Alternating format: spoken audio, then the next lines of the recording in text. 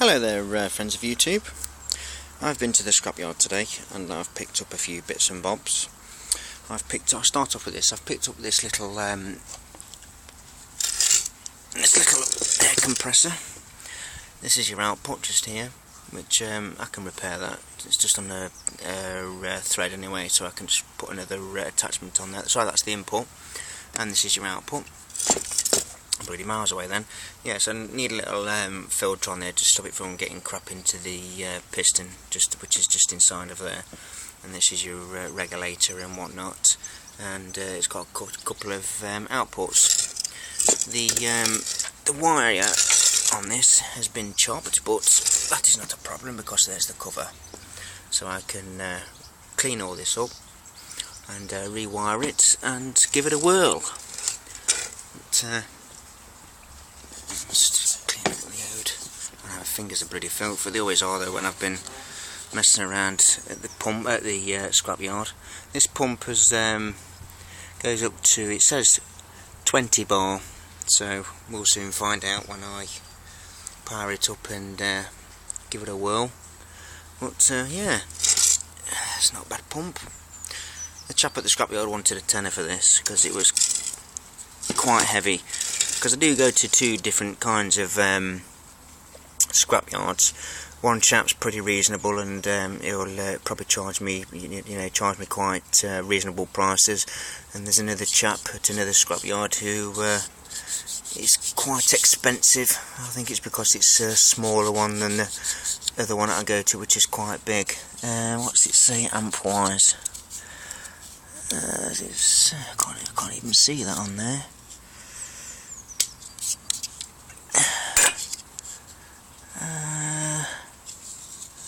230 volts to 250 amps, 3.2 I believe that is, and RPM 1425 at 50 Hertz.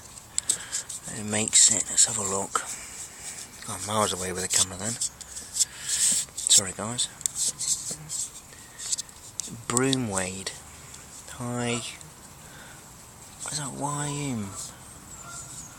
Wyoming? Can't even see it. England. Anyway, it's made in England. So, give it a quick clean up, and nice little compressor. So that's one thing that I've got. The next thing I picked up was a flyback out of a 1982 TV, little portable 14-inch, and I picked up a little power supply, a variable power supply, which is on the floor. Just open it up there. They won't stop me, those security screws, and put a new wire on each end, and away I go. I also found these IGBTs, which are on a piece of aluminium, which I had to climb up a big pile because there's a big pile of scrap and bits and bobs, and I noticed these on the back of a aluminium heatsink, so I scrambled up to the top as quick as I could to go and get it, and there was the 3 on it. I'll have to Google the part number there just to see what the spec is of these IGBTs. I've got bloody IGBTs coming out my bloody ears.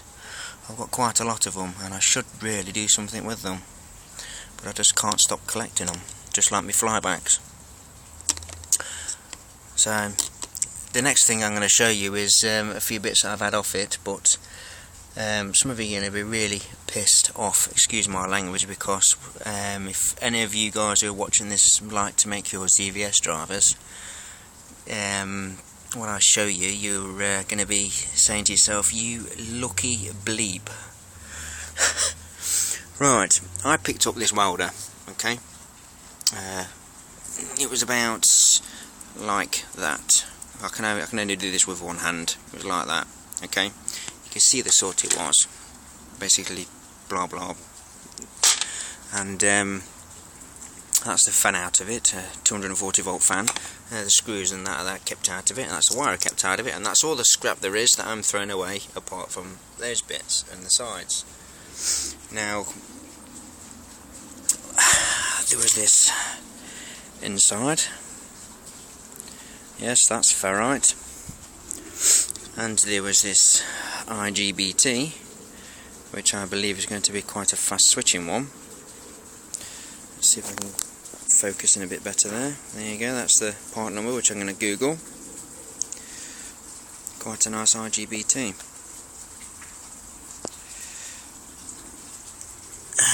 That's the board off it. There's I've not got to the best bits yet. There's transistors there. Just trying to see if I can just clean that up a little bit. Just bend it a little bit. I don't really like bending them when they're. Yeah, let's see if I can get in there. So I'm trying to focus in. The IXYS is that CS4516IAL, I believe so. I'm not sure if they're fast switching or not, but I'll Google the parts anyway and find out. Another little ferrite, a couple of more little ferrites, and there was those which was underneath of that, like so. And you're not going to believe this.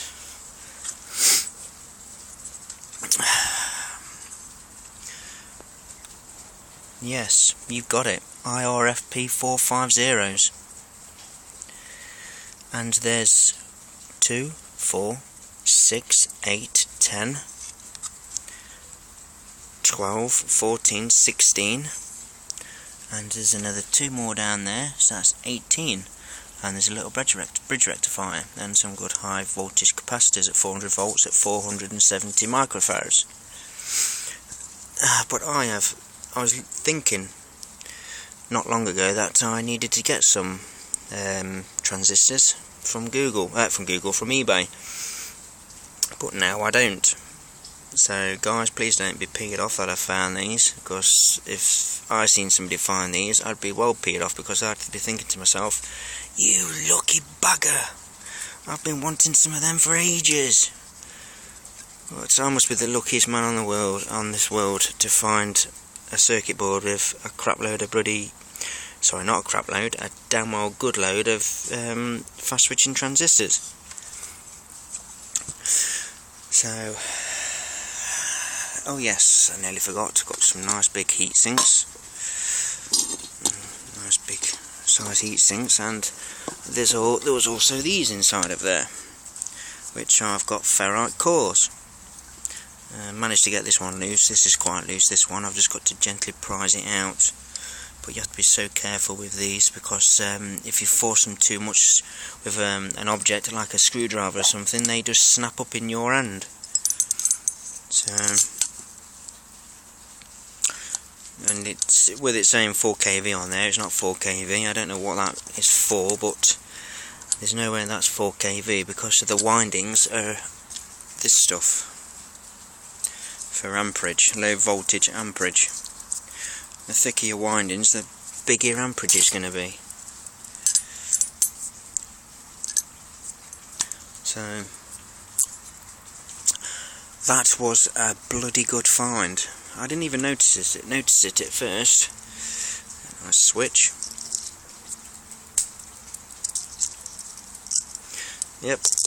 When I went in there, I just noticed it from the corner of my eye, and I couldn't believe it when I seen it. I thought, oh yes, I'm having that, taking that home.